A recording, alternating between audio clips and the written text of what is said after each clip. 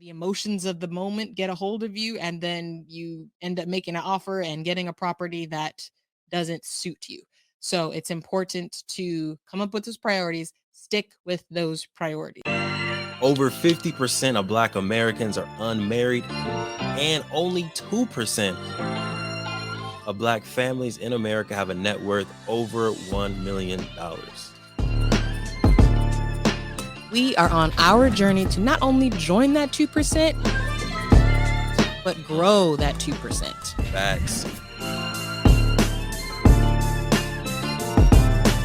I'm Devon Truvel, creator of Black Wall Street, the board game, with my beautiful co-host. I'm Sinclair, aka the Health Nerd. You can go to our website at them4show.com, our Instagram at them4show, and our YouTube channel at Melanated Married Millionaires in the Making. And welcome to the M4 Show. The emotions of the moment get a hold of you, and then you end up making an offer and getting a property that doesn't suit you. So it's important to come up with those priorities, stick with those priorities. So that search can take anywhere from a couple weeks to a couple months to a couple years, right? Depending on what you're looking for. So keep that in mind as well. But once you have found the property or a property, because it does not guarantee that once you make an offer, it's going to get accepted. But once you've found a property that you're like, okay, we like this one. This can be our property. We could see ourselves living here. We're going to make an offer. You let your real estate agent know. Typically, they will draw up a document. They have like a template. You submit the information, right? You type there. They will typically update all the information of like, here's the property. Here's how much we're offering. That's a whole nother conversation that we'll get into when we go into a deeper dive. But just because there's an asking price, that is like a request, right? There's always negotiation involved when it comes to establishing the purchase, what is actually going to be the purchase price for a property. But once you've made that decision with your agent, we are going to offer this amount. Then you send the offer letter along with your pre-approval letter. And typically, I think within like 48 hours or something like that, they will need to get back to you with either an accept or decline. And so that is a little bit of a nervous and anxious situation, especially if it's like, oh, I really want this. A little bit. Yeah.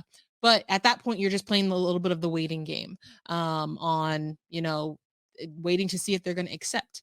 Now, of course, you can, a good agent is going to do some digging, right? And so you may be able to know like, okay, yeah, they're considering this. It's a strong offer, or, they have a lot of other offers, or, if they just upped it by this much more, it might get accepted, right? There's a lot of kind of back and forth that can happen. But Yeah. if they accept it, that means you are that next step closer to having this be your property. All right, we're going to get back to the episode in a second, but breathe if you've ever had a brilliant idea. I'm pretty sure everybody just took a breath right there, right? Because we all have amazing ideas, but I got a question for you. What's stopping you from taking that idea and actually making it into a business, actually executing on your brilliance? My name is Devon Truvel, and in 2018, I was able to create, market, and sell my own product while still working a 9-to-5. And through the years, I've taken the lessons we've learned, the expensive webinars that I've gone to, and the dozens of business books that I've read, and I've discovered 7 simple steps to launch your business. If you're ready to take your business idea to the next level and make it real and start making profit from your passion, head to www.launchitcommunity.com and grab yourself the book. We've been able to make it very simple, affordable, and easier than ever to start that business while still working your 9-to-5. And we take entrepreneurs every single Friday and we talk to them. We teach them about how to use social media. We teach them about how to set up their Instagram account, how to use Shopify, how to use Printful, and other tools that can help you take your business to the next level, but not take tons of time away from your 9-to-5 and your busy life that you already have. So if you're ready to take that idea to the next level, make sure you head to www.launchitcommunity.com, get yourself a book, and join our free accountability calls. Now, let's get back to the episode. And that's when kind of the escrow process starts. If they don't accept it, that doesn't necessarily mean that can mean different things. Sometimes it'll come back with a counter offer, meaning, okay, I'm not accepting the price you gave me, but if you up it by maybe $5,000 to $10,000, then you have a deal. And that can go on again for a couple times until there's a final price solidified, or sometimes it can be a flat out no. If it's a popular property, maybe they had someone coming off for cash, right? Then it may just be a flat out no. But that making an offer and These kind people of buying properties with cash are just making everything terrible. I'm gonna let you know that right now, Sinclair. All these people buying these properties with $1 million in cash, $750 in cash, they're just making it hard for the rest of us.